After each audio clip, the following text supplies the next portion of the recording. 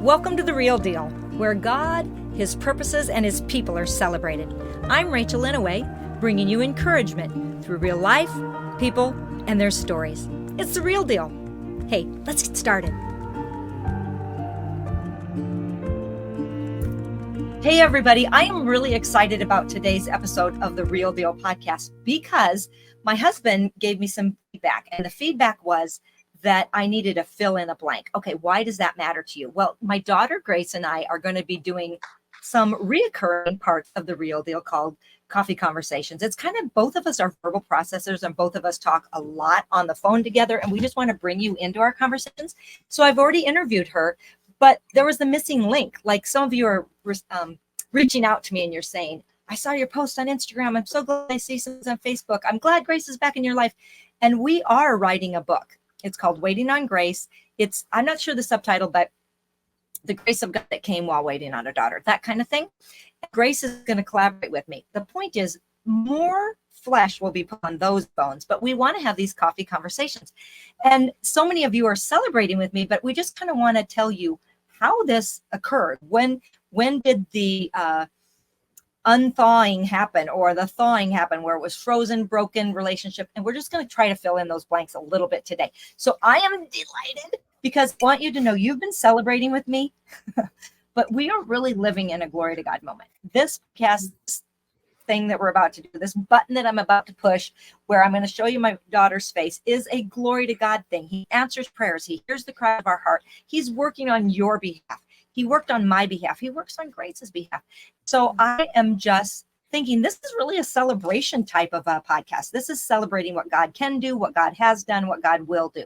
So I am delighted, and I'm going to do the normal interview, ask Grace the normal questions, and just be ready, because I think we have something special to tell you about how God worked in our life. So let me bring Grace on, and it should work out really great. So stay tuned, and put it on your calendar. Whenever you see one of those coffee conversations, say, I want to actually listen to this episode because I think they're going to be good. Us just being real and chatting. So here's my daughter. I got into her. Hi, Grace. Hi, Mama. I'm so excited. I really want people to know this is a celebration for me. Like, I had longed to just talk to you, Grace, let alone talk to you and let other people in on our conversations or our process. So I'm just delighted. I'm delighted you said yes to this. I'm delighted you said yes to collaborating on a book. Your perspective, the chapters I've already read are great. So welcome to The Real Deal. Well, I'm excited because I know I said on our last episode, which will now come after this episode, but I said on the last episode that I had listened to The Real Deal even before I had connected with you, and it was so special to my heart to be able to hear your voice.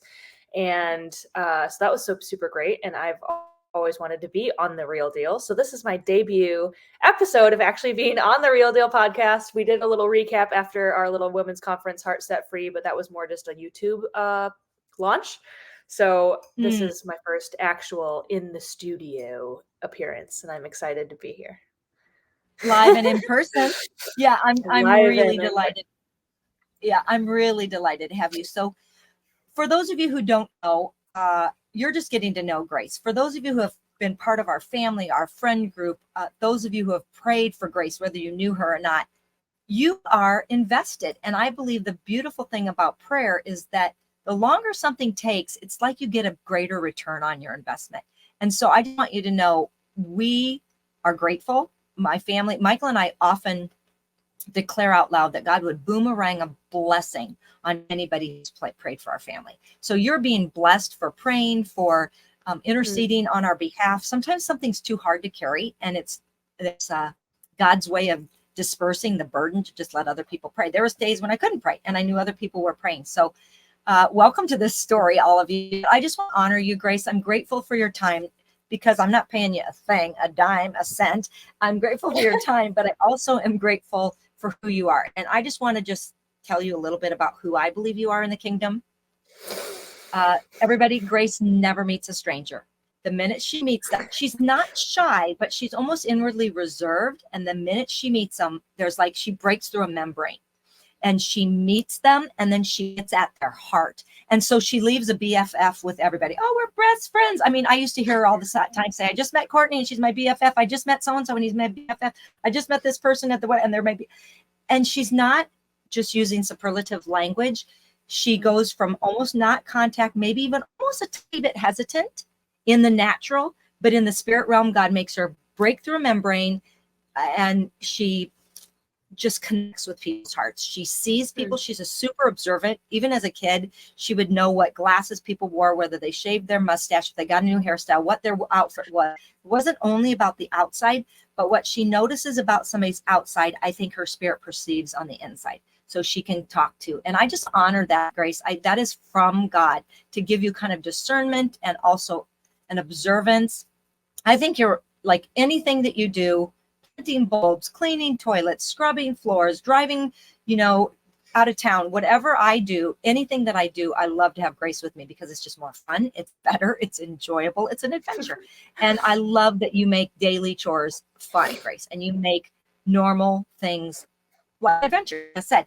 And also, I think that you have a sensitivity to the spirit. Even since you were little, you were a dreamer, a nightmare. We have to sing over you. You write down things. And I just honor who God has made you. And there's this point in parenting where you're the parent and the child's here, and it gets more like this as they grow older. But there's times when you're teaching me, I'm teaching you, we're communicating at equal level playing ground. I just honor you because oftentimes I learn a lot from your perspective. So thank you. I'm done, but thank you. Thank you for being on The Real Deal. And I just honor who you are. You're a giant in the kingdom. So welcome. You ready to do the normal where people get used to your voice and all that? I am. Yes, I am. Okay, you guys need to know one other thing about my daughter. She's stinking beautiful and she flips her hair, and it's one of my favorites. So don't. Oh, sorry. Distracting. No. Distracting. No. I love it. I love it. Love it. Love it. Rapid fire questions. You're a real dealer, Grace. First of all, I really appreciate you being part of the Real Deal podcast listeners, but answer these without overthinking. Would you say your coffee, tea? Coffee. Dog, cat, either, neither? Dog. Morning bird, night owl? Definitely a night owl. Books or movies? Movies. Okay. Silence or music? A lot of these you would think the silence.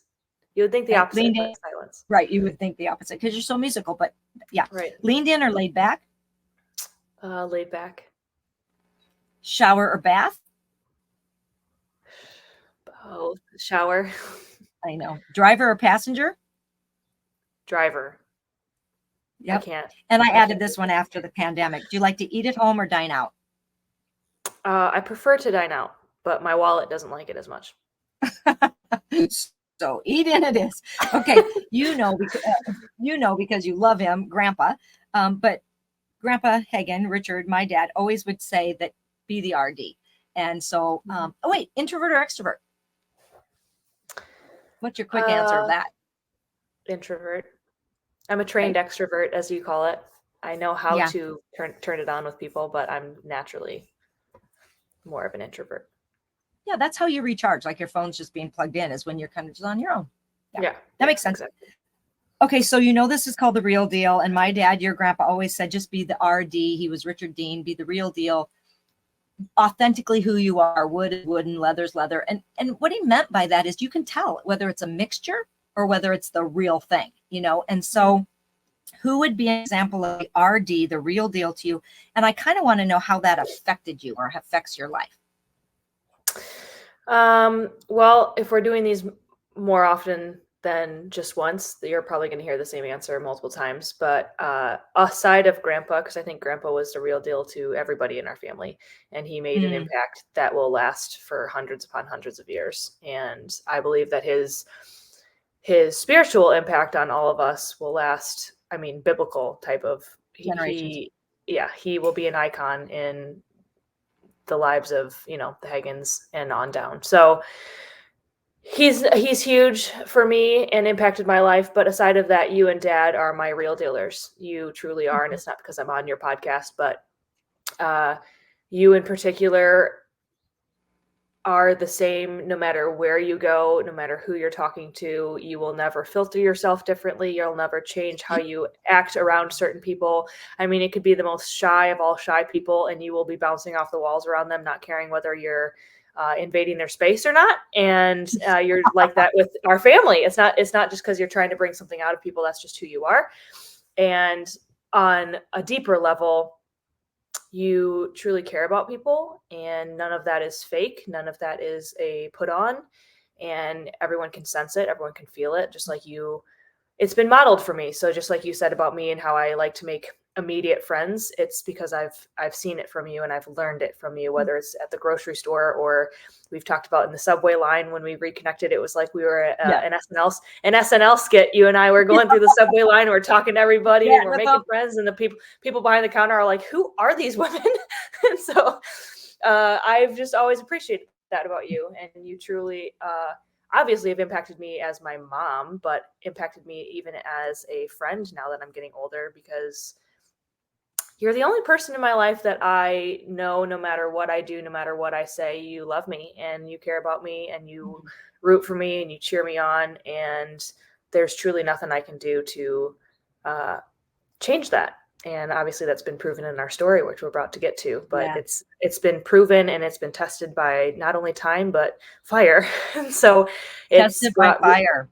It's brought resilience to our family. It's brought resilience to our friendship. And I am just so excited to be sitting here now. And I'm excited to see what God has in the future for us, because I think our resilience will encourage people, and not just encourage people, but show people that there's a different character side of God that maybe people haven't seen. And it's one that is fierce, and it's one that is a warrior, and he will go after whoever he needs to go after, no matter what they're going through. And that's a testimony that a lot of people need to hear, because they're in spaces where they think they might be too far gone. So yeah.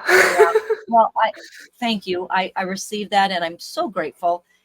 And honestly, it's not because you said that about me, but what I would say is, so people knew that, you knew that, I knew that we were connected, and that we enjoyed one another and respected one another, all of that. So how do we kind of explain this perfect storm, this situation that came, this outside touching to the inner core of us? First of all, both Grace and I would say that neither one of us could be the women that we are right now had God not allowed this trial and this storm to happen. And I'm both and grateful. Like I really am. And so I don't want to have anything sound like I'm trying to get pity or people need to feel sorry for me. It was really hard to have such an amazing relationship and then have what felt on my end to be a faster cutoff.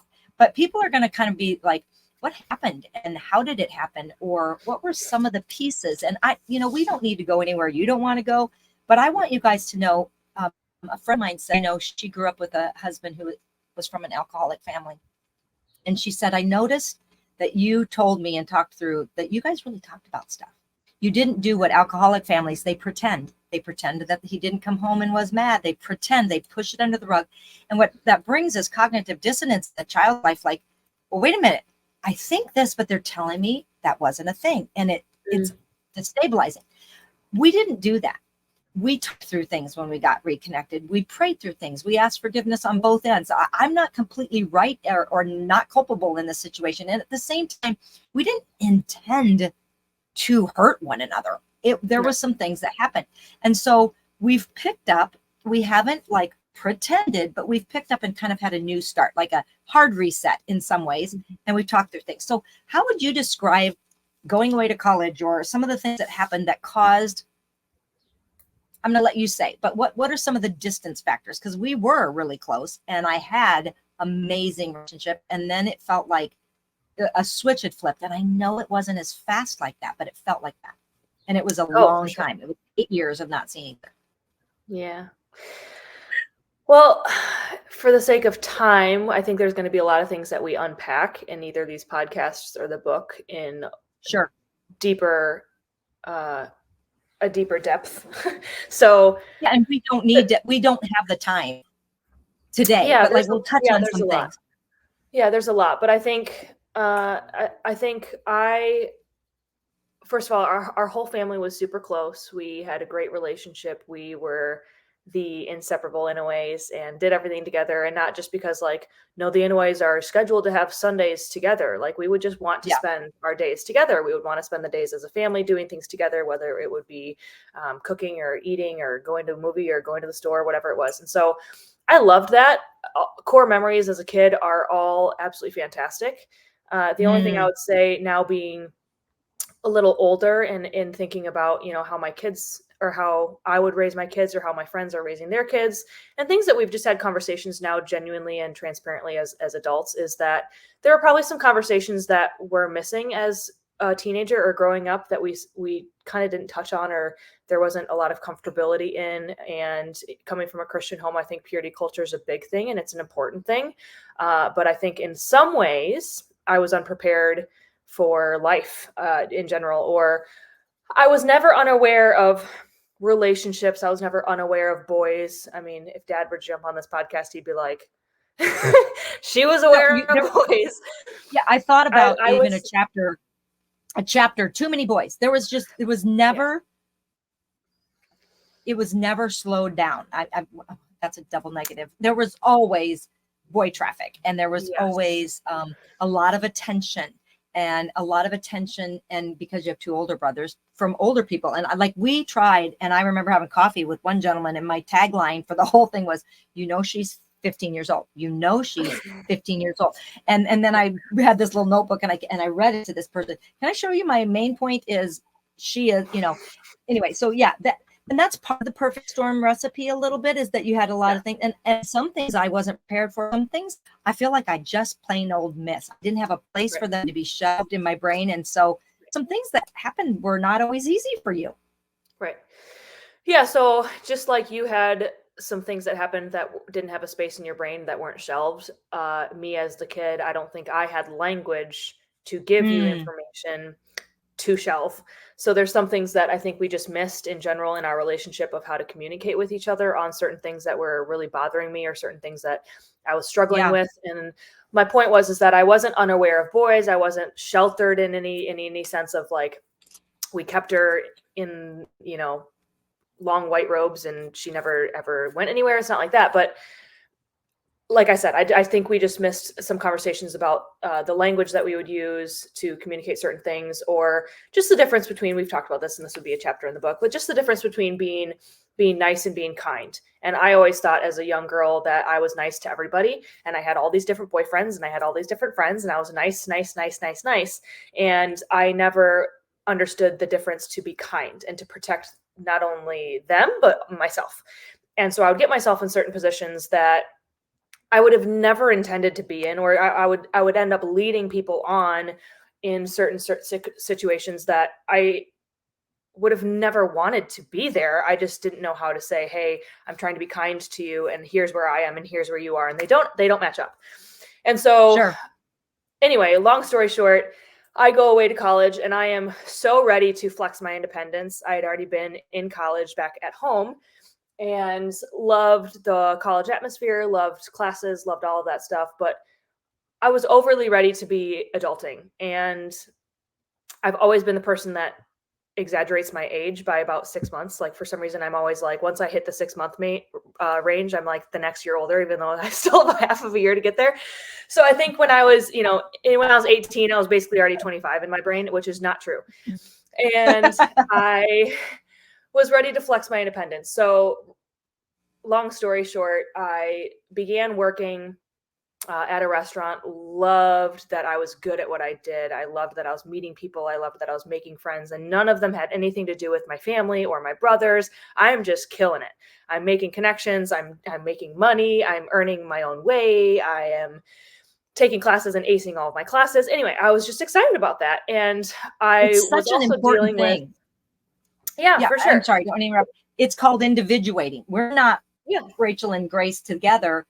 You're becoming, here's Rachel and here's Grace. It has to happen. And it's to individuate. You're an individual. And it's very true. And I never even thought a thing about it, because I was like, oh, we always pray for favor and she's just doing her thing. So I didn't mean to interrupt. It's very natural. You didn't do anything wrong in doing that step. No, it's really good. I think I didn't I didn't really understand, I guess, the gravity of how weird things would feel when we started being a little separated. You know, you give this example at in the book of you coming to visit me and you were wearing a shirt that I didn't recognize. Like, we were really close and we shared everything together. We knew everything about each other. And so as much as I was loving my independence, I was also like, this is weird. I'm like not as involved as I used to be in certain things from home. And without even realizing it, it was sort of this thing where our world started to kind of just rotate or orbit separately.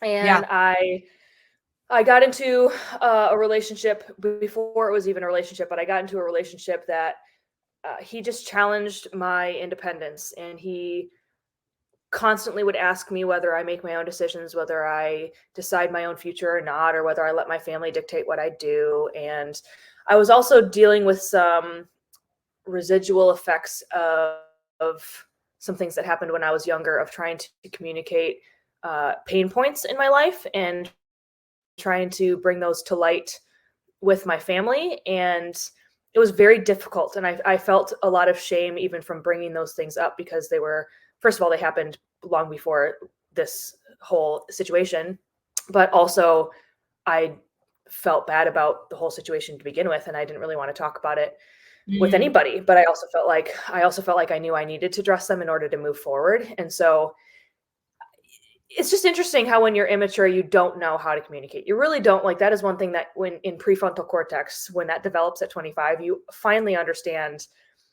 this is how I communicate. This is how I address things. This is how I go after something head on. This is how somebody might be taking it. And that's just not really developed when you're younger. And so I had school, I had working full time, I had some baggage from the past, I had family kind of being like, Grace is kind of like off doing her own thing. I wonder what that's like. And me trying to flex my own independence. And then also this new relationship that had just come into being. And he pushed me hard of, you know, and in a lot of ways was very aggressive in the way that he pushed me mentally.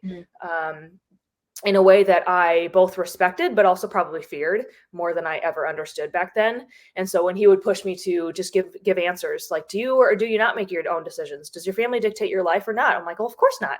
So are you independent or not? Of course I am. So what do you want to do? Are you going to live your own life? Or are you going to double check and get approval from your parents on everything that you do and say and where you go? I'm like, well, obviously not. Like, I'm an adult. Like, I can make my own decisions. And so because of those answers, he pushed me in a lot of ways when conversations got tough and we started disagreeing on some things. And you guys actually came to meet him at one point. He pushed to say, bringing back up those conversations of, so do you make your own decisions or not? So who are you going to choose, them or me? And it didn't happen exactly like that, but that's kind of the gist of how the conversation ended. And I was terrified of losing either at that point. And I think terrified of losing my family was terrified of losing my family. Like, that doesn't really need to be unpacked, but terrified of losing him was more like terrified of, it's my job. He's my boss. He's very intimidating. He's also very mysterious. He's older. I respect his opinion. I don't want to make him mad. I don't want to let him down. I don't want him to think I'm young or immature, because who wants to feel like they're young and immature when they're trying to impress somebody? And so all of that exploded. And how can I be nice? And how can I be nice instead of protecting myself and being true and kind to myself? Totally. That's a good point. And so all of that was like Pepto in a Coca-Cola. Like, it just exploded into something that I could not control. And it led to eventually the conversation being, you know what, they're not going to do anything good for you. They obviously haven't protected you from other things that have caused you pain in your life. I will protect you. Just give yourself some time and space. Tell them that you just need to figure things out. And so his instruction, advice, and direction, but also my school counselor, because my school counselor had no idea the storm that our family was going through. And he was basically like, I know you're working, I know you're going to school, and I know you have a lot going on with your family. Like, something's got to give though, Grace. So you might want to tell your family just to give you a break, or you know, obviously you can't stop attending school and you need to work to pay for school. So just tell your family you need a break. I'm like, sounds good. You know, so I had two people in my life that kind of told me to just take a break from the whole everything going on with my family. And I took that way too seriously. And I remember texting, this is one thing that I do remember from that first year is I remember texting you like, I need a break. I need a day, 24 hours or a week. I can't remember exactly what it was, but I need 24 hours and let me get my head on straight. And I remember going to school the next day and it was almost like, I'm not going to have this figured out in 24 hours. I don't know who I'm kidding, but that was just an easy thing to say. And then it was 8 years later. And exactly. Because I remember we could dive into in a whole. Right. Yeah. I remember once taking 24 hours times how many hours are in 7 years, 8 years. And I was like, it's a lot of hours. But that wasn't what maybe you intended, but that's what rolled out. Right. I mean, that's just the truth, because after that, I intended. Yeah. Yeah. I intended 24 hours. I truly did. I truly was like, I need to get to class. I need to figure out how to get to work. I need to figure out how to get to work, like a car or a cab, or like Uber wasn't even a thing back then. Right. I seriously was just trying to figure out how to operate. And I'm 18, like I said, taking 18 credits at school, working almost 40 hours a week. And this whole thing with our families going on. And so I was incapable and I short-circuited hardcore. And I remember he took advantage of that. And I'm not going to make him the bad guy in every situation because he's not. But he took advantage of that and saw my vulnerability in those circumstances and was like, you know what? I think the break's good for you. I think you just need radio silence. I don't think anything from your past or any of your friends or any of your family are helpful to you. And so just give it up. You don't need it. You're better off without it. You're stronger. You can make your own decisions. You're a strong, independent person. You have so many talents. Like, you're going to do great in life. A lot of compliments, which felt really good at that time. And so let's just change your number, let's be done with this. Get rid of your email, like just to disconnect from everything and anybody that you knew, because then you can pick and choose who you want to deal with. And I'm like, that sounds great, because then I don't have to deal with old friends, old boyfriends, old whatever that I don't really have time to keep up with anyway, blah, blah, blah. I can choose all the friends that I want to have or choose the family that I keep in touch with. And so again, it's like, it wasn't as chopped down, machete cut as it felt. It was more insidious. But once he figured out a way in, and once he figured out an easy access point, it just started to be something that he could wedge further and further and further apart, and used it to not just his advantage, but his advantage. And there's a lot more that goes into that. But right. And so I don't want to speak for you, but from my perspective, what was for his advantage might have also felt like for your own good, for you in this independence place, in this. It felt protective. At the time, At the time, it did feel protective. Right. And what I would say feels like, let's turn a page. Let's turn a page. Let's just do a new blank slate, new fresh page. I don't think he ever presented it that way. What I'm saying is, it felt like, okay, let's turn a page. But it was, let's write in a whole different book. Do you know what I mean? It wasn't like, let's turn a page in your life, because your life did not contain, to my knowledge, anything from like the first 18 years of your life. It's not turning a page. That's writing in a whole different manuscript, in a whole different setting. Right. And so that's great in many ways. Think of all the things that you learned and did and whatever, but it also couldn't be easy to be you. It wasn't easy on our end, because we literally felt somebody, that game, maybe like in the pizza place, movie like theaters and arcades, whatever, has the claw that goes, tries to find one of the toys that brings it out. Literally, that felt like somebody had clawed in and taken our daughter, their sister, their friend, their whatever, away. And so that was hard. But it wasn't easy for you either, if you think about having to start in a whole new book. So I don't want to speak for you. I just know that it really was a perfect storm of a lot of things: independence, age, working, schooling, past stuff, pain points, like you said, pain points, growth points, and individuating and deciding. And it was a perfect storm. It was a perfect storm. It was a storm, because you even asked for prayer. You said, I'm in one of the biggest storms of my life. You know, you don't remember that, but you asked like Rosalind that and other people, and they knew there was an inner turmoil. Yeah. Yeah. Yeah. Like I said, at the time it felt protective, and I was really needing that. I was needing somebody to just come in and make the decision for me. I was done making decisions. I couldn't handle it. I was short circuiting. And so it felt fine. It really did. And Yeah. it's almost like when somebody passes away and you want to be around the people that knew them, because you want to talk about them, you want to go through memories, you want to feel those shared feelings of, this is how this person's presence made me feel, and you just feel so comforted by that because they understand what you're talking about. And in my life at the time after disconnection, I was like a solo planet in outer space orbiting in a different galaxy. Like, I had nobody that I knew. I had nobody that I could talk to. I had nobody that knew me from before 6 months ago, or even shorter, in a lot of ways, depending on who I was talking to. And so, and then in terms of my relationship, I couldn't talk about you guys because it was a pain point with our relationship, because there was so much turmoil with my family. And so we didn't even want to bring up my family or my friends because it would be painful for me to talk about, because it's not a good situation and there's nothing I can do to change it right now. And he didn't want to talk about it because he didn't want to open that can of worms. He didn't really want to talk about it in terms of, well, then what are you going to do about it? Because I would be like, it's a 50-50 chance I'm going to go or I'm going to stay, And so for a lot of the beginning, we just wouldn't address it. And like I said, it's one of those feelings where there's just no comfort because you have nobody to talk to about anybody that relates to what you're going through. Or I couldn't talk to them about, hey, I really miss my mom because of X, Y, or Z, and she would know you. Like, nothing. I had nothing and nobody. And it really wasn't encouraged. True. It wasn't encouraged, or like you said, it was just a topic of no discussion. So yeah. Yeah. It was a, what do they call that? It was a, taboo topic. It was a topic that was very taboo. We didn't want to go there.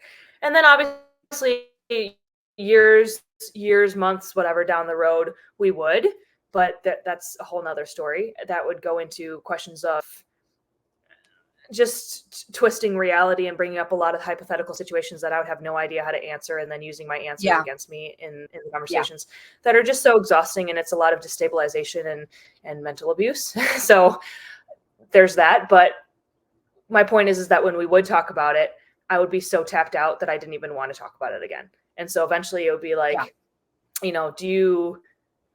on Mother's Day, do you miss your mom? Nope, I don't. Father's Day, are you thinking about your dad? No, I'm not. It's like you shove it so far down and you don't want to touch it because it hurts so bad that you ignore it, because it's so much easier to ignore it and pretend that you're just heartless than to address something that you can't fix. And that is where we need to get into our whole reconciliation, because that is when 8 years later, it's like the ice started to thaw, and I had become so hardened and I had become so cold to anything family related. But it's almost like family and friends were out here in my body and I'm inside in the core. And so I just shut off and froze all the feelings of family and friends. But then once it started to get to me, it finally woke me up. It's like, I'm starting to become super cold. I'm starting to not feel anything anymore. I don't even know who I am. I don't look at myself in the morning and recognize myself. I don't do anything that I care about, anything that I love, music, whatever. I'm so out of touch with who Grace is. And it finally snapped me out of this whole thing that I had created for however many years. But it took that whole freezing process for it to then thaw. It's the weirdest thing, but things really started to shift and things really started to move in my life. And I feel like I literally looked in the mirror one day and said, it's time to reintroduce myself to who I am and figure out where I came from. And I know where I came from, and I haven't talked about it in a long time. And that's exactly what I need to do. Like, I need to go back, and I need to go back home.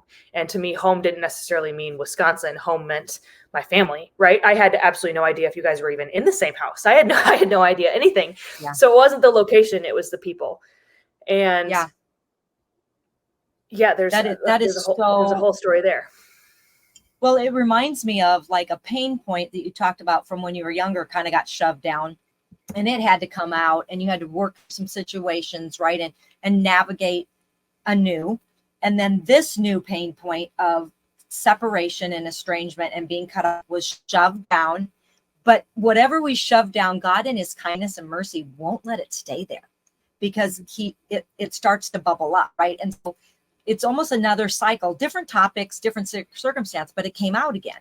And so, okay, so I love that you said we have to get to that, because there were some pieces that happened in the thawing for you. And one was the I don't even know who I am. So you start to discover, and I hadn't seen your face, I hadn't heard your voice. I begged God, like if you could just give me a crumb of knowledge about grace once a month. And I needed it. And I would write down every day on a calendar, like who I walked with, who I prayed with, what I was talking about, what I was asking God for. And it was just really great to see. So-and-so called me, had a dream about grace. So-and-so was asking if they could pray. So-and-so saw her, and she was at a Target store in Michigan. And so then I would write it down. I'd be like, and those I would circle with my highlighter, like, look. And then it's not like he made me go another month, but it was the goodness of God where I could be sustained, and then I'd see another. So that happened for many, many years. And then toward the end of the seventh year, I just really got theology on 7 means completion. And on the 7th day, God rested, and 8 means new beginnings. And I just was like, I'm going to declare, you confess with your mouth Jesus is Lord, you believe in your heart that God raised him from the dead, and you're saved. There's part of both speaking something and believing that have to be connected. I was believing you were going to come, but I started speaking. This is the 7th year. I had no idea. I'm not saying like I was just John Jacob Jingleheimer Schmidt. I was really speaking the truth, and it was coming out. Like people be like, any change? I said, no, not changes in the natural, but I believe this is going to happen. Okay. The reason I mentioned that, Grace, is on my end, nothing. Radio silence, whatever you think can never turn around. I was singing at our church on the worship team, and we were singing in the set, and I was leading Waymaker. And I am like convinced you're a waymaker, miracle worker. I was going to prophesy over them, like, this is who your God is. So all the week I'm listening on my walks, I'm getting the part ready, and I'm getting like, ooh, where do I want to do any fills? And would God just have me do a little fill? Because the team is going to sing these things, and what would come out of my spirit, not just what do I hear on the recording, but what would I want to say? And it was really wonderful. And somebody reaches out and says, I have some videos I want to share with you. 25 YouTube videos of grace. And I get them the day I need to go to rehearsal on a Saturday. We had both Saturday and Sunday services. And I am like, oh, talk about circuit overload. I am on overload. Number one, I was believing it was going to happen. There are other circumstances that we could talk about. Me senior modeling for Meyer and all these different things. And so somebody brought an ad, and I'm like, that is my kid, and all these things. But those 25 videos were different than somebody saying, I saw her at a Target store, and I could write it down. Somebody else saying, I went by the restaurant and I could see her car, and so I took a picture of it and sent it to you, Mrs. Inouye. People that lived in Michigan, people that would check up on you, people that you know and love and still are in connection with. It wasn't a crumb. It was like, and I was like, oh my gosh, she's flipping her hair. Oh my gosh, she's talking to the camera. Oh my gosh, she's talking about how, like, something from home.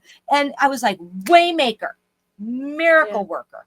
I was just like, okay. So on my end, it was thaw, but then it became warm, and my heart started to wake up to this warmth. Really, and I'd be like, you guys, she's singing on Mother's Day. Do you think this could be like anything to have to do with me? Because you were blank, like, Happy Mother's Day, everybody, and I'm like, she'd say Happy Mother's Day to me, and people are like, are you kidding me? That is, blah, blah, blah, blah, blah. So how did that feel on your end? You decide, or okay, wait. I'm sorry. Keep the thought. How did that feel on your end? I just want to read something from Luke 15 about the prodigal son. And Grace, I don't know that you really fit truly into a prodigal child. A prodigal forgets nothing of home. You still thought of home. Right. The prodigal wants nothing to do with their family. You wanted to do with your family. The Right. prodigal chucks God, but in some ways there are parts of it that fit you. I don't want to put you into a Yep. mold that you don't fit. But this story, the son realized what he was doing. He was humiliated at this point. He thought, there are many workers in my father's house who all have the food that they want and plenty to spare. They lack nothing. And it's not that you lacked funds. You lacked that care, that connection, that belonging. So he had a lack that caused him to act. Why am I here? He says, dying of hunger, feeding these pigs and eating their slop. I want to go back home. And he kind of comes to, and then he decides to set off for home. I just really think there's a process of you setting off for home that I kind of want to know. Like, you wrote us a letter. What was that like? You did some videos. There's a process. He set off for home a long distance away. His father saw him coming, dressed as a beggar. And great compassion swelled up in his heart for his son who was returning home. So the father raced out to meet him. He swept him up in his arms. He hugged him dearly. He kissed him over and over with tender love. Then the son said, Father, I was wrong. I've sinned against you. I could never deserve to be called your son. Just let me be. And the father interrupted and said, Son, you are home now. Turns to his servants. He says, quick, bring me a robe. I'm going to place it on his shoulders. Bring me a ring. It's a seal of sonship. I'm going to place it on his finger and bring out the best shoes that you can find for my son. Let's prepare a great feast and celebrate. For this beloved son of mine was once dead, and it really felt like you were nothing in our life. Once dead, and now he is alive again. Once he was lost, but now he is found. And everyone celebrated with overflowing joy. And I feel like this podcast is part of, people have celebrated, at least they've told me, they've told you something's different, or your friends have said, Grace, you look different, or lady at the bank, whatever. So let's pause a second. If you are enjoying The Real Deal with Rachel Inouye, subscribe, rate, and review it. I appreciate your support. All right, back to The Real Deal. So unpack a little bit of that process of deciding to send the letter or putting YouTube, whatever you want to say. What was your process of, I'm going to return home? How is that ever going to work? Or did you have a plan? Oh, I didn't have a plan. My plans didn't work very well. And anytime I made them, they weren't so great. So I didn't have a plan. Right. First of all, I came to the realization, because obviously over those years, I missed home. I wanted to be home. I wanted to have a relationship with my family, but it was just one of those situations where there's just no way, it's never going to happen. At least in terms of like my current life circumstances, it's never going to happen. And I knew that. And so eventually I came to the realization on the 7th year, and right when COVID hit, I came to the realization, kind of more black and white, like things seemed so blurry and grayed out, but in black and white, I will never be able to have a relationship with my family as long as I'm with this person. And that is exactly the reason why. And there's a lot that went into it. There's a lot that is in the whole story of things, of why things happened, but the distance and the separation between me and my family will change if this person's out of it. And then at that point, it's up to me. So what are you going to do? And my first step was, okay, well, that's all really hard and really sticky. I'm going to start YouTube. So I'm at least going to connect with myself in some way that I recognize. And we'll just take baby steps to the elevator. I know how to sing. I know how to sing, and I know how to play piano, and I'm really good at music. And this is something that I used to love. I used to love just sitting down at the piano. I'll start there. And I remember starting the channel because everything was shut down. I had more time at home than I've ever had in 7.5 years. And I was like, I'm going to go absolutely clinical if I don't do something. And so I pulled out my camera. I've been doing some photography. I pulled out my camera. I knew kind of how to do certain things, and I was researching YouTube, and I wrote all these things like on a bucket list. Like, someday I'm going to sing with Carrie Underwood. Someday I'm going to be on the Ellen Show. Someday I'm going to be on Jimmy Fallon. Like, Ellen doesn't even have her show anymore. But regardless, it was like, what are Grace goals? What are things that I want to do that have nothing to do with this person? And let's start there. Well, I want to have a YouTube channel, and maybe I'll make money off of it someday. Maybe not. Who knows? But I don't need the money. Kind of awakening. It was totally me just waking up. It was just me waking up to, like, this has been my reality and I'm really good at it. And it is like, it is who I am in a lot of ways, but who am I outside of that reality? And there's a whole person that you're missing outside of that picture, and waking up to all of those things. And so I started the YouTube channel, and I remember a conversation that I had with him one night, and he was like, you make that YouTube channel public, your family's going to see it at some point. And it was like, uh-huh. That's kind of the point. And little do you know, I would love for them to see it, because number one, they deserve it. They deserve to see me. They deserve to know that I'm alive and I'm well. They deserve to hear my voice. This is just a fraction of what I should be giving them. And so we're going to start there. And there's nothing you can do about it. And I had started to finally figure out that I have a voice and I am my own individual person. And it was kind of the first domino. So then fast forward through the summer, things transpired in a lot of different ways throughout that time. And then one of my best friends got married, and I was withheld from going to that wedding. That's a part of the chapter. That was one of the biggest pain points of my past marriage. And that was really the tipping point for me, where I was like, okay, you have lived from when COVID started in March.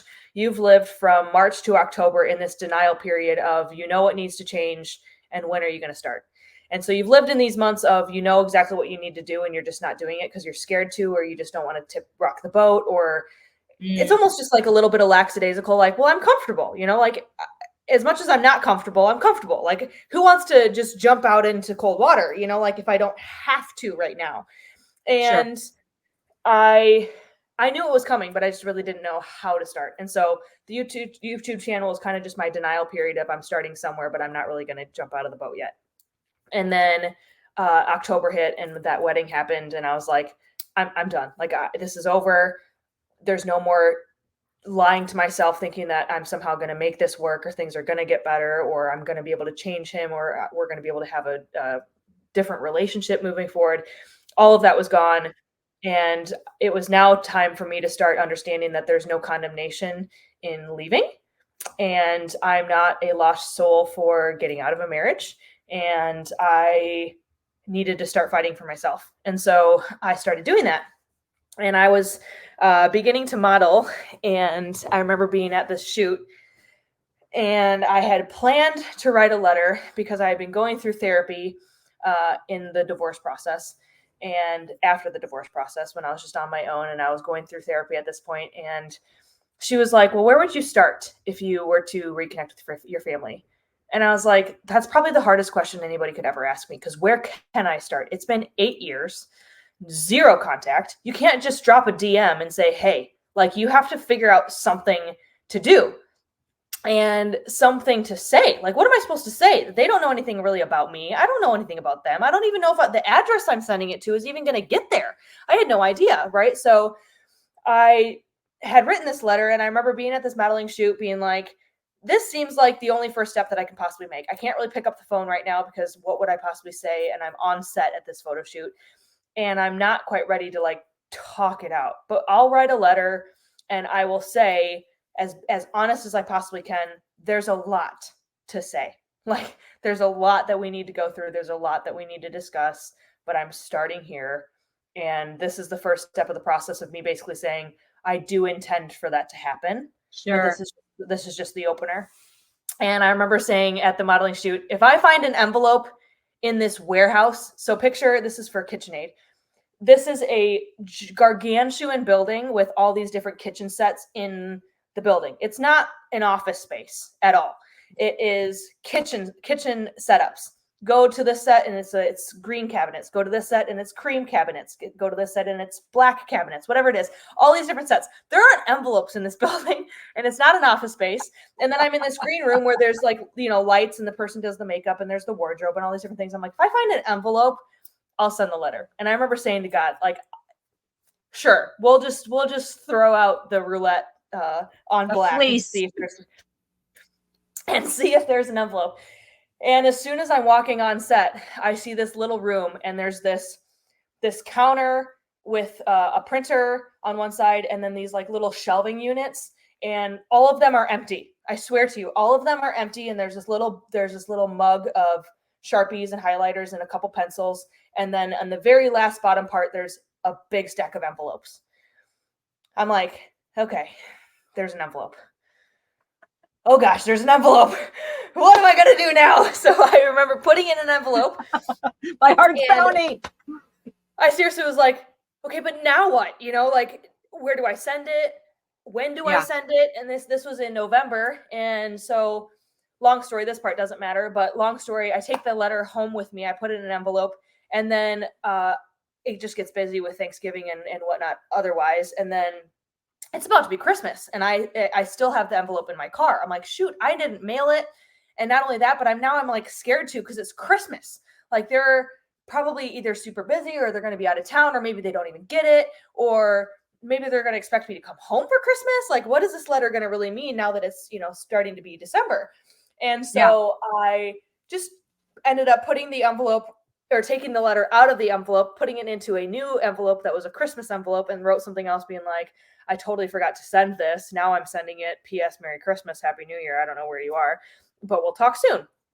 And just all of these panic things where I'm like, do I put a return address? They're very quickly going to know that I have either gotten separated, divorced, or moved out, or all of the above, because my address is now different, and I have an apartment and all of these different things. And so I was like, you know what, God, I'm not just going to pretend. Like, I'm not just going to play with their minds and play with their emotions and just make them think maybe she's coming back, or give them a little bit of, like little crumbs. Like, that's just rude. And so if I'm going to do this, I'm going to put a return address. I'm going to put, somewhere that they can reach back out to me, and we're just going to go with that. I mean, I was terrified. My heart was pounding. And so I sent it off, and that was the biggest first step. And here I am thinking that I totally hold all the cards, and I'm 1000% in control, and I can take this slow, and I can reach out back to as many people or as few people as I want. And it's just not a big deal. Like, I am just this reserved person that's in control. I've got this. And so I talked to you guys for the first time in February or January. January? Might have been the end of January. Yeah, because I did another shoot back at KitchenAid where I first wrote that letter for Chinese New Year. And I remember saying... It was early January. I think it was early January, because we were going back to Iowa, and we did this actual... Yes, but I had responded to the letter. Yes, you had responded to the letter. A little bit.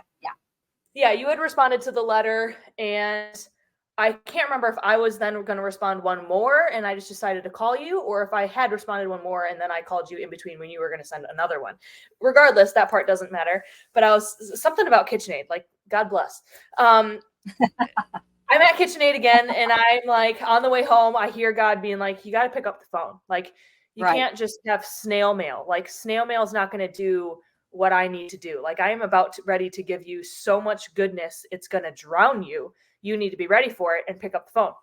And so I take out my phone and I start dialing. And, it's one of those things where you're like, I can totally answer. I can totally dial. And I'm like shaking, and I'm, I get in the car trying to have the directions on and charging my phone.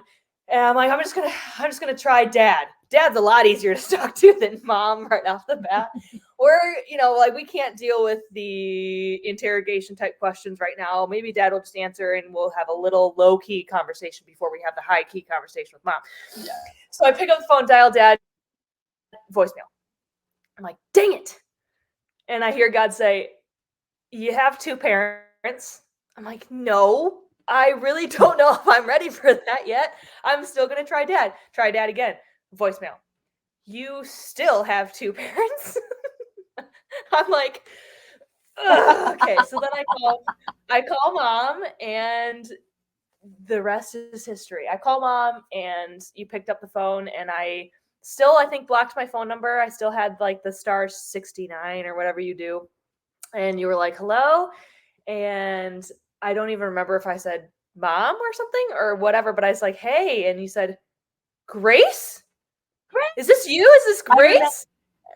I remember, like, you probably thought, how will I ever reach out? How will I ever reach out? What will I do? What will my steps be if I reach out?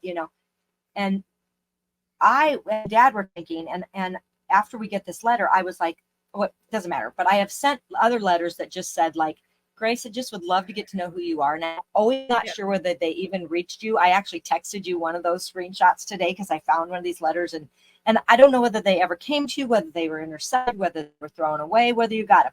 But I did want you to know prior to you coming, I want to know who you are now. I don't feel like I'm the same person exactly. God's shifted some things in me. Let's get acquainted, right? Don't know whether you ever got those, but I do remember the rehearsal in my head being, how do you show someone like this part from a long distance away?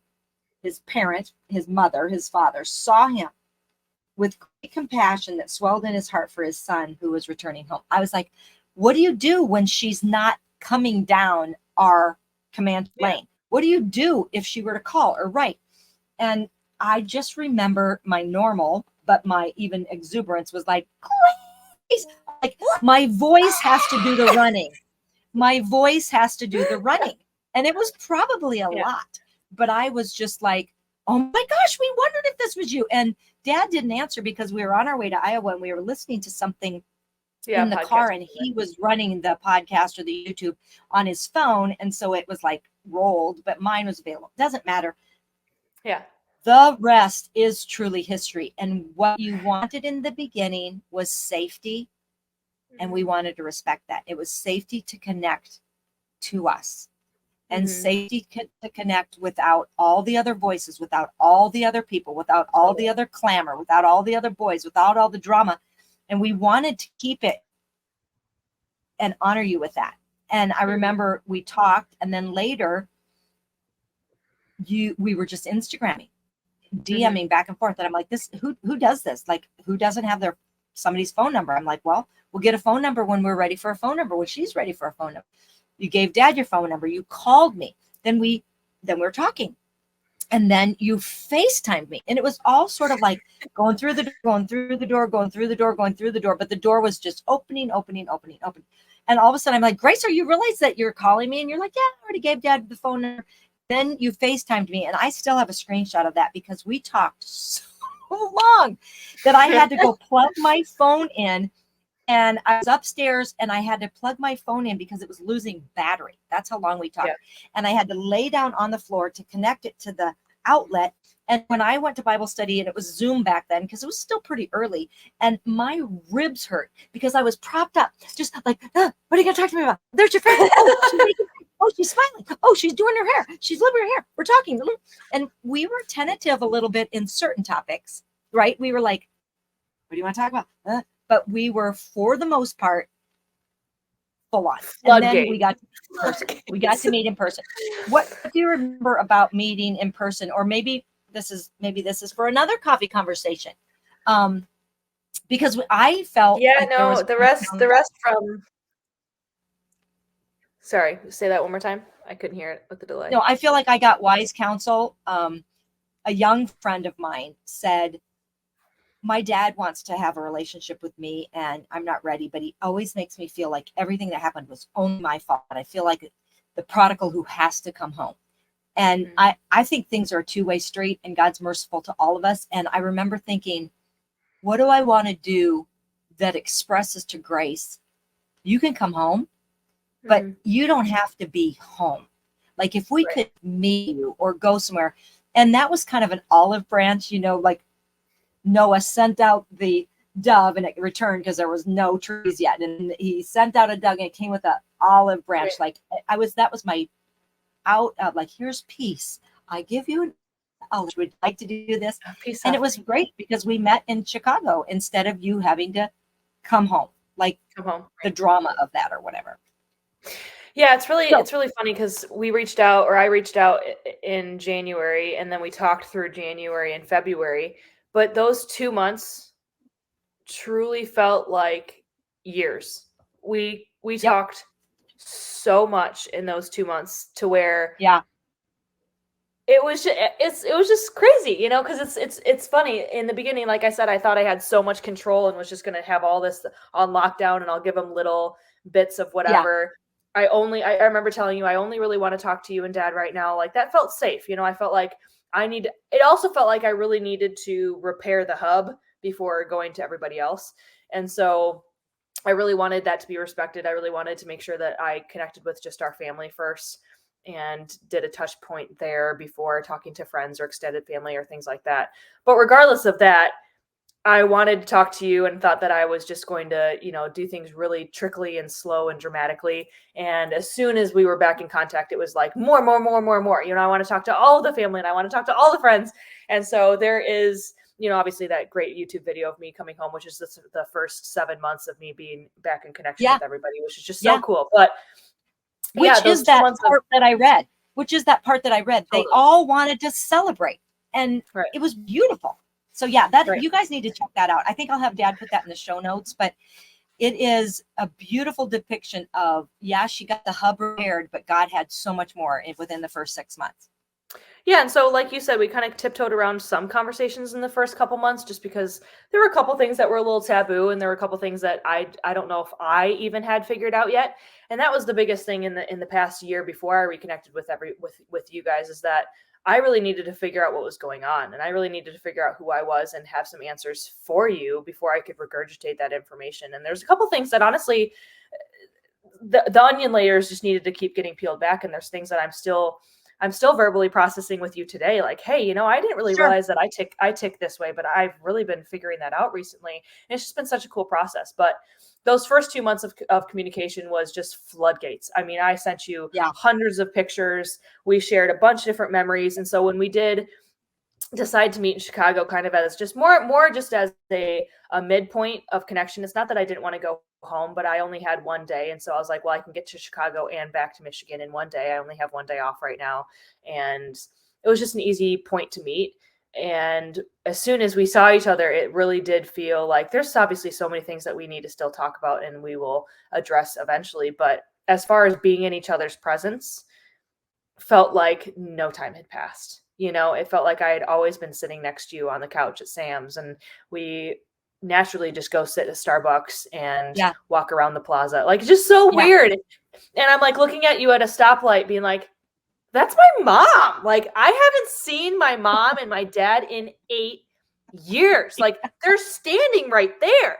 And I'm taking a picture with Dad and I'm holding Starbucks and I'm like I totally am, just a little head tilt. Like the normal. I'm with my daddy, and I'm like, I haven't been with my daddy in almost a decade. Like, this is not normal. I'm so excited. But how cool is it that this feels so normal, right? And it felt so natural, and God just really did like what you've talked about in accordioning the time, like an accordion, and pinching it together where it feels like just a little bit of time. It's just been so cool. And we'll have to get into that in terms of like the reconnection or going to Iowa or going to Minnesota or all those things in another podcast. But for the listeners and for the people that have rooted for our family and prayed for our family, all I can tell you is that there are things that you hope for, there's things that you pray for, there's things that you believe for. And I promise you, God not only does a lot of those things, but he does things that you would have never imagined and you would have never pictured as being that good in your life. And it could be like, God, I just really want to get married and have kids someday. And he'll be like, I'll do you one better. I will give you this guy that you were 5 years old and you told your mama you were going to marry a Timothy.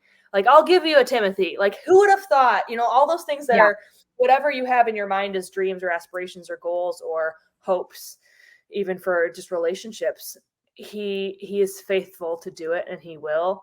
And it's just been so cool to see in our family. And there's still things that I'm believing for in my life and I'm believing for in our family. And I just know without a doubt that God's going to do not only what I have imagined in my head, but something so much better. Like, it'll be like I will be sitting in somebody's house someday being like, never thought I was going to babysit, or never thought I was going to be taking family photos, or I have no idea what it is, but I just know that God's good enough to do it, because I did not think I was going to see your face again for a lot of those years. I was settled and resolved in the fact that ship has sailed, and I have made my bed and I'm happy sleeping in it, and not happy sleeping in it, but I don't have a choice, right? I've made my decisions.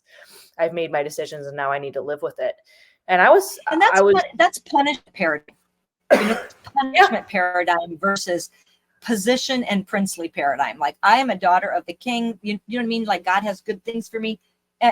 and I didn't mean to interrupt you. I think that is sort of the way we think. Like, you've made your bed, you lie in it, you've done whatever. Well, none of us deserve what we get. It's not that we're unworthy. God saw us as worthy of rescue. And so he saw us as worthy of relationship, and he wants to make that. So I think whenever we want to punish someone, we need to think, wait a minute, God didn't punish me. God saw that his son was punished on my behalf. Anyway, yeah. So there is the scripture that as a man thinks in his heart, so is he. Yeah. And I believe that if you think that you are a lost son, you'll act that way. But if you think, no, I'm a loved son and God wants connection with me, or I think I'll write to my parents because I'm a loved child. I'm a accepted, and it has to sort of shift. And until it shifts, you will just sit. This is an example for anybody, but you'll sit with the pigs in the slop and you'll just be like, well, this is all I deserve, right? Instead of, no, there's a bigger plan, because we've watched the bigger plan. And God told me once, Grace, and I just want to make sure I include this part in today's, we'll have more coffee conversations, but in today's, I heard God say, sometimes people pick a word for the year. One of my words, I have a pair of jeans that I wrote all the words on: victory, hope, breakthrough, trust, all these different words. But one of them, breakthrough was one of them. But that year, I literally had to look up the definition, because he said recompense. And I'm like, hey, Sarah, what does recompense mean? Because it says in scripture, his reward and his recompense is with him. And I know that verse. I even probably memorized it. But I was like, what does it mean? To pay back for loss or harm suffered. Mm-hmm. And what I love is God wasn't just going to recompense me. He was going to recompense you. He was going to recompense your brothers. He was going to recompense your sister-in-laws. He was going to recompense your friends. He was going to recompense even situations that we may think of somebody as an enemy. God will pay back for loss and harm suffered. And we're watching him pay back for the time loss. He restores the years the locusts have eaten. And I just have delighted in having so much extra time with you. I don't know how we get as much time in a day as we do, but God's kind of recompensing and restoring even the conversations. So it's beautiful. And I'm glad that you were open. If there's something else you want to tell us, or, if we should shelve some for another day, I just feel like this helps people fill in the blanks. And there were too many blanks before that next podcast that maybe, well, what happened, or how did you guys become unthaw or thaw from the iciness, Yeah. Yeah, no, I think everything for the most part is probably conversations for another time, just in terms of, I want to respect people's time and dedicating an hour or whatever to our little coffee conversations. But all I would say, I guess, to kind of close is, in regards to what we were just talking about, what's beautiful about the way that God looks at things, I think, is he doesn't just look at how you are and who you are in your current circumstance. I think God looks at who you are and who he made you to be, and the full exact spectrum of your entire lifetime, and not just the goals that you have, but the goals that he has and the plans that he has. And he knows which ones you're going to fulfill, and he knows how he made you, and he knows what you're designed to do. And so there's just a little bit of a blip of time where maybe you didn't graduate college, or maybe you got fired from a job at one point, or maybe you got divorced, or maybe you had a miscarriage. Those are all things that happen in your life timeline, but those are not your identity, and those are not who you are, and that's not who God made you to be. He sees who you are in terms of the whole spectrum of your life and the whole timeline, not just a short period of timeline. So I am not an estranged child, not just because I'm not anymore, but because that isn't my story. That wasn't the family's story. That wasn't what needed to label our family, or our family needed to identify with, because it's not true. And we're going to live the rest of our lives knowing that was something that we can speak to. That's something that we can encourage people with, but we don't claim that as something that has any sort of identification in our lives or in who we are. And I just want to encourage any listener that is in a certain spot of life, whether it's good or bad, being like, well, this is too good to be true, it's going to end eventually. Or no, I'm too lost or too far gone, or my son's too whatever, or my brother's too off the rails. God sees his whole life, and God sees their whole life, and what's going on in this current circumstance doesn't get to have power over their future and their whole timeline. So true. So true. That's so true, Grace. And that's profound, because I I know that in my identity talk, I talk about, Moses viewed himself as a mumbler. God saw him as a deliverer. David thinks that he's just a shepherd for sheep. God's like, no, you're a king. You know what I mean? Like, God has that overall plan, and he never forgets the plan. Even if we take a tangent, recalculating, he still knows what it was, who it was. And within our time frame, he destines us before the foundation of the world and chooses us and knows our name before we knew our name. Our parents think they're naming us, but God knew the name that they would name us. Like, that kind of is all mind blowing. Love it. But I believe that we can get our identity from what we do or our circumstance. And to your point, that's not your identity. Your identity isn't what you're going through. Your identity is who your spirit is on the inside, not what's going on in the outside. And that's really important, because it can be true, but it's not the truth. And truth always trumps what's true. Like, in facts, like, I used to be 21. That was a fact, but I'm not 21. And it was true. But the truth is, I'm no longer, you know what I'm saying? And we can get ourselves so stuck. So that's our word for you, people, as far as in my spirit right now. You may think you're stuck in something. You are not. And that moment in time does not get to define your momentum in time. It doesn't. It's not. It's who God has decided you are. And your story is not defined by your circumstance. Your story is defined by your spirit and what God has put in you. To Grace's point, it's already in there, and God is going to make everything happen to unleash it and to fully make you to the capacity and the beauty that he has for you. So anyway, we could go on and on. So anything else, or do you want to just pray quickly for people? I just want to say thank you guys. Like, I will get choked up. There are so many people that have prayed for us, Grace. There's so many people who have walked alongside us. There's so many people who have dreamt and asked God to intercede. And we just want to thank you. We're celebrating with you what God has done. And we want to be, instead of like, well, God on my behalf, we just want to be a prototype. We want to be a template for, and he can do hard things for you. That's what we believe. So. Oh, totally. I don't think there's anything else. I think there's so many examples through our own personal lives or through even the Bible, whether it's things that people can hold on to or get stuck with, like, Joseph thinking he can't speak well, and God's like, I don't care, like, I'm still going to use you. Or, Josiah being 8 years old and I'm too young. Nope, like, you're not too young, you're not too old. You might have something. I have diabetes, or I'm disabled, or I have, you're not to anything, right? You're not to anything. And I want to thank all the people that have prayed, because there are people that I had absolutely no idea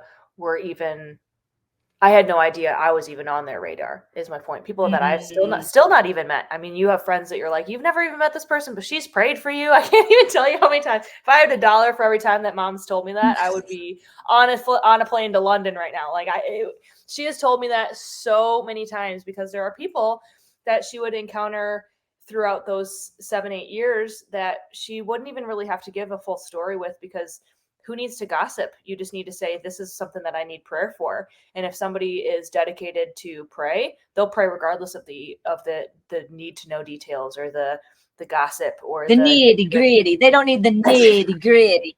To quote, exactly. Nacho Libre. I think we said that in the other podcast too. That's really funny. Did we? So there are so many people that have prayed, and they've walked alongside you. They've been your Aaron and her in battle. And I am so thankful for those people. And just don't stop either. If somebody, this is something that you tell me all the time, if somebody's on your mind or on their heart, they're on God's heart, and there's a reason for it. And so you might not have talked to that person for 2 years, 3 years, whatever, however long of time. And you might not know anything about their life. Well, she's married and she has kids now. If she comes to mind, pray for her. You have no idea what's going on, but there's nothing that prayer can't be good for. And even if it's just a posture of your own heart being responsive to promptings, that's good too, and there's a lot of power in that. So we can close. You can pray. I can pray, whatever it is, and we can continue other coffee and conversations. Why don't you just pray quickly over anybody who feels like it's broken or strained? Because I believe there's power, and we did this at Heart Set Free.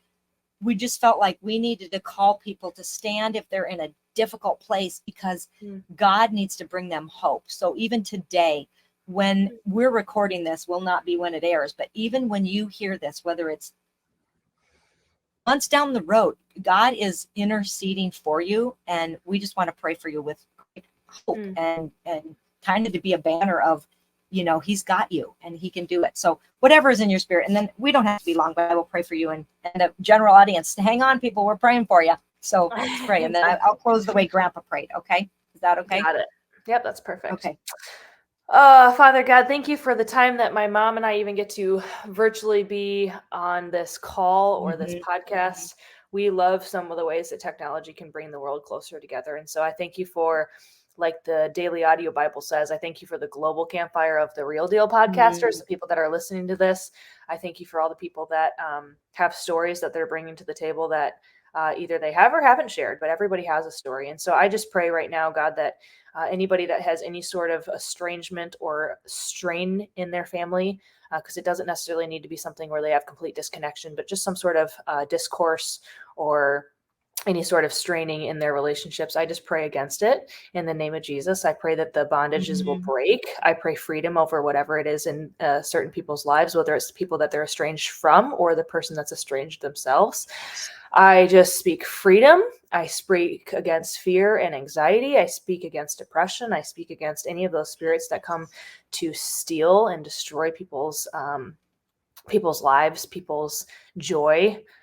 We just do not like joy squelchers, God. And so I pray for whoever is listening to this podcast right now, that they would feel a sense of peace and they would just be able to relax in your presence, knowing that whatever it is that they're going through, you've already seen it, you already know it. And not only that, but you're in the middle of it with them. And they would just be able to feel your presence wrapped around them. And you're the great comforter. And I thank you for the ways that I've felt your comfort myself in the middle of the darkness, in the middle of loneliness and isolation. I've known, felt, and sensed your presence in my life. And I thank you for being who you are. And I thank you for being the God of all comfort to my family and to my mom, specifically during our estrangement. God, you've just taught us so much. And I'm so, so thankful. And I wouldn't trade it for the world, even though it's been really difficult in a lot of ways. And there's certain things that who would ever wish that this would happen, but you've just used it for good because that's just how good you are.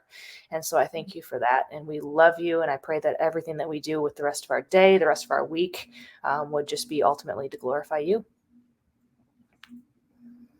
I agree, Lord. And Father, I just thank you for grace. Thank you for time today. And Lord, when she was praying, I just got this picture of a warehouse and all of the ways that the shelves are being loaded down with inventory of the good gifts, the plans, the purposes of God on her behalf. They're in this warehouse. And so God, I thank you that your little, I'm seeing like an orange forklifty thing goes and it gets boxes from this warehouse and it brings them to her door and in her life. And I just pray that would continue, God, that you would deliver things that need to be for her to receive, things that she needs, connections, whether it's networking, whether it's people, whether it's jobs, whether it's influence. I thank you for the people that she opens the word with and the people that she sings over when she says, I just want to speak the name of Jesus. That she's singing over congregations, the very things that were sung over her, Lord, her true fire song. It's about, Lord, I just bless her today. And we do agree in the name of Jesus that there is a turnaround coming in your life. Those who are waiting on somebody, I just pray that a turnaround would happen in your life and it would encourage you so much. So be confident that God is working on your behalf. He's never against you. He's only for you. And he didn't spare his own son. So how will he not also, along with Jesus Christ, give you all things? He graciously gives you things. That's what you're saying. And I want to just close the way Grandpa Hagin prayed. So Lord, we ask for all the people listening. We ask that you would help us to be the best we can be. And we will thank you in Christ's name. Oh, I love you. Thank you, everybody. Thanks for your time. And we'll do more of these. If you're okay with it, let's do some more coffee conversations in the future. But thanks for doing this. Wait. I'm sure we'll pick up the phone right now. I'll call you and we'll talk for about 4 or 5 more hours. 4 more hours. We have some wall Pilates to do. Yeah, we do. We got to do some yoga. We have to do a walk around the block while we talk. Yes, it's beautiful here. Actually, we should do that. I would love to get outside today. So, okay. Love you, everybody. Love you, Grace. Thank you. Love you. Bye. You've been listening to The Real Deal with me, Rachel Inouye, helping people celebrate their significance and the genius of God in them. Audio engineering by my husband, Michael Inouye. Thanks, babe. Theme music by Andrew Grace.